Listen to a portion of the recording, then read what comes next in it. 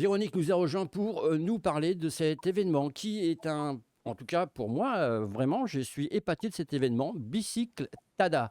Bicycle Tada, je l'ai bien dit, il n'est pas évident à dire. On va partir à la découverte des masses, à partir de même découvrir peut-être un territoire, on va en savoir un petit peu plus. Avant tout, Pompignan, ça se trouve où exactement, Véronique? Pompignan, ça se trouve dans le Gard. C'est une petite commune. Ce n'est pas une petite commune. En nombre d'habitants, elle est petite, mais en surface, elle est importante, qui se trouve en limite du département de l'Hérault. Et c'est une commune qui est sur un territoire de garrigue, tout au pied des Cévennes. Voilà, comme ça on en sait un petit peu plus. J'aime bien planter un petit peu le décor. Et puis alors, on va parler aussi de votre association Café Occitan de Pompignan. Alors, quelques mots sur cette association. Alors, c'est une association qui existe depuis plus de 10 ans. C'est une association qui a été fondée au départ pour, on va dire, stimuler une curiosité réciproque entre les indigènes natifs de ces villages des Basses-Cévennes et les nouveaux installés. Essayer de faire prendre conscience à l'ensemble des populations que quand on habite dans le sud de ce pays de France et qu'on côtoie des gens qui ont un accent du midi fort, ça vient peut-être pas forcément des cigales ou du pastis, qu'il peut y avoir d'autres raisons qui puissent expliquer cet accent. Puisque quand on entend parler de Jane Birkin, on sait très bien qu'elle parle français sur le terreau de l'anglais. Quand on entend parler un méditerranéen, il faut savoir qu'il parle français sur l'accent d'une langue autre, qui est l'occitan. Et la présence de cette langue et les traces qu'elle a laissées, non seulement dans cet accent du midi, mais dans tout un tas on va dire, de comportements, d'événements, de toponymes. Elle est omniprésente et elle est très éclairante sur l'endroit où l'on vit. Et ben voilà, on en sait un petit peu plus. C'est important de mettre en valeur un petit peu ces associations qui font vivre un petit peu notre patrimoine et qui nous expliquent le pourquoi du comment. Euh, bis- Bicyclada. Alors, Bicyclada, c'est fait pour qui? Pourquoi? Alors, je vais vous aider parce que vous avez un petit peu de mal à prononcer la Ex- bicyclettade, parce que ce n'est pas un mot français. Hein. Ah, En occitan, c'est le mot qui vient de bicyclette et qui permet de fabriquer l'occitan à une manière de faire évoluer les mots qui n'est pas tout à fait la même que le français. Avec la bicyclettade, nous avons quelque chose qui est de l'ordre d'une promenade en bicyclette. Donc cet événement qui se déroulera donc samedi 25 avril, il a pour but de faire une découverte, de proposer une découverte des masses. Les masses, ce sont des habitats isolés, très connus dans les Cévennes, mais cet habitat isolé, il se poursuit au-delà des montagnes cévenoles, puisque moi j'habite plutôt en début de plaine viticole. Et ces habitats isolés, ils sont tout autour de ce village de Pompignan. Et avec nos vélos, nous allons faire une boucle de 17 kilomètres avec 8 arrêts. Et à chaque arrêt, un habitant ou une habitante de ces masses va nous expliquer comment l'acquisition de ce masse, une autre personne va nous parler de l'activité économique qui a pu se dérouler, quelqu'un d'autre racontera des anecdotes sur des personnages un peu typiques qui ont vécu là. C'est un moment de découverte un petit peu de tous ces masses et de comment on y a vécu, ce qui s'y est passé. Voilà, c'est un petit peu tout ça. c'est une première pour cet événement-là ou ça, vous l'avez déjà fait? Alors la bicyclettade, elle a démarré l'année dernière, puisqu'en fin d'année, l'association du Café Occitan, qui organise tous les mois une veillée au village, en fin d'année, depuis 3 ans, organise une fête. Et cette fête de fin d'année peut s'étaler sur 2 à 3 jours.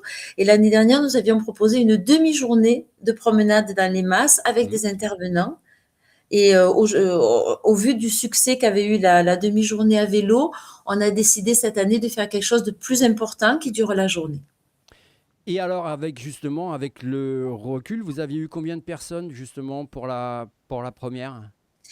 Pour la première bicyclettade, on a eu une 25 personnes Mmh. C'était au fin juin, il faisait une chaleur terrible Ouais. et on n'était pas sûr d'avoir vraiment bien visé pour cette journée-là. Et en fait, le fait que la promenade propose des pauses et des rencontres sur des sites ombragés fait que lorsqu'on est rentré à midi et demi, tout le monde était enchanté et les 25 participants ont vraiment demandé à ce qu'il y ait une suite. C'est comme ça qu'on a proposé de remettre en route la bicyclétade et de la faire sur une journée à un moment qui soit un peu moins chaud. C'est pour ça qu'on s'est positionné au mois d'avril cette année. Et alors, justement, si les gens sont intéressés, qu'ils se disent, bah tiens, moi j'aimerais bien passer comme ça une petite journée fort sympathique, à vélo tranquillou, puisqu'il n'y a pas de concours, et puis apprendre plein de choses sur ces fameux masses. Il faut faire quoi? Il faut faire comment? Il faut avoir un vélo ou le vélo il est directement sur place? Alors, il faut venir avec son vélo. Si on n'a pas de vélo, il faut nous contacter parce qu'on a mis en place un système de prêt de vélo. Donc, pour nous contacter, c'est pas compliqué. C'est 06 70 99 84 08 avec un SMS ou bien un mail à véronique.fiol, F-I-O-L, @gmail.com. Donc, actuellement, on ne souhaite pas avoir trop de participants parce que la bicyclétade, elle se déroule principalement sur des chemins, mais il y a aussi un petit peu de passage de route. Il faut être équipé d'un VTT ou d'un VTC. Hmm. Et on a un système quand les personnes vont prendre la parole, on a un système évidemment d'amplification de la voix qui est un système assez artisanal et qu'on peut déplacer. Donc, on ne peut pas aller au-delà d'une quarantaine à 50 personnes. Pour l'instant, on n'est pas loin d'arriver à notre limite. Voilà. Bon, eh bien ça c'est plutôt pas mal, mais les gens qui veulent participer, ils se disent aussi, bah, tiens, est-ce que c'est gratuit, c'est payant, il y a une participation? Alors, c'est un événement tout à fait gratuit. Le Café Occitan organise des événements qui visent à favoriser la rencontre entre les habitants ou les curieux de ce pays. Donc, l'événement lui-même est gratuit. La seule chose qui sera vendue, c'est un petit livret à 2 euros qui a été imprimé localement et qui présente la carte de la bicyclétade. Donc, vous entendez que c'est une langue avec un accent tonique. Hein. Le français n'a pas d'accent tonique. C'est pour ça que ça vous a mis un peu en peine. Mais l'occitan est doté de cet accent. D'un accent. Donc, il y a la carte de la bicyclétade. Il y a un topo sur les toponymes, les noms de lieux Mhm. qui sont porteurs de sens. Et souvent, ce sens est oublié ou totalement méconnu par les nouveaux habitants.